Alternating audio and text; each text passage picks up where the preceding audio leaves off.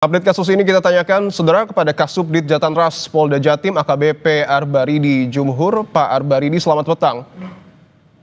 Selamat petang, Mas. Gimana kabar?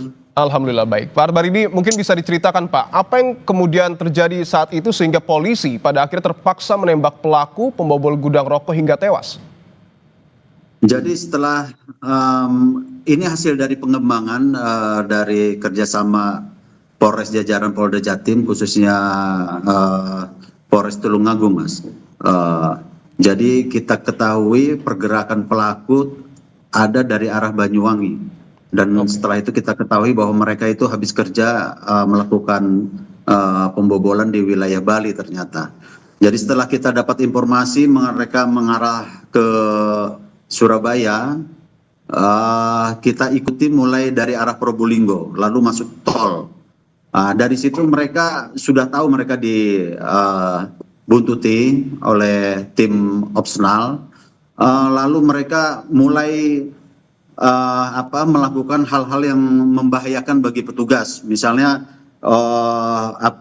memepet mobil petugas ke arah yang sangat membahayakan. Kalau memang dipaksakan itu mobil anggota bisa nabrak truk atau bis yang ada di depannya. Sampai di wilayah Gempol mau arah masuk Sidoarjo, kita berhasil menghentikan mereka. Sudah kita tutup depan, belakang, kiri, kanan, tapi ternyata mereka mengencangkan mobilnya, megas. Ada 2 anggota yang kena serempet dan mengalami luka ringan. Dan pelaku dengan mobilnya juga menerobos pintu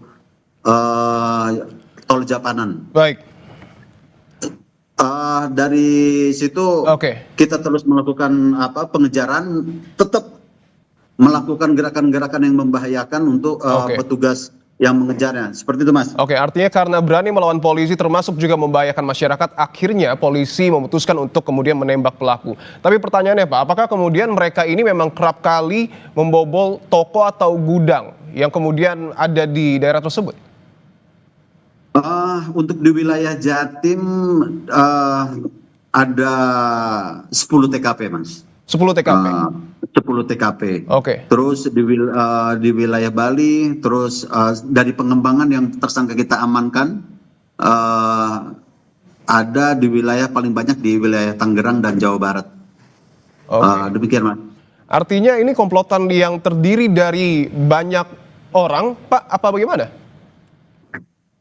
Jadi satu kelompok ini kita namakan kelompok wilayah Jawa Tengah. Jadi memang pelaku wilayah ada di wilayah domisili Magelang.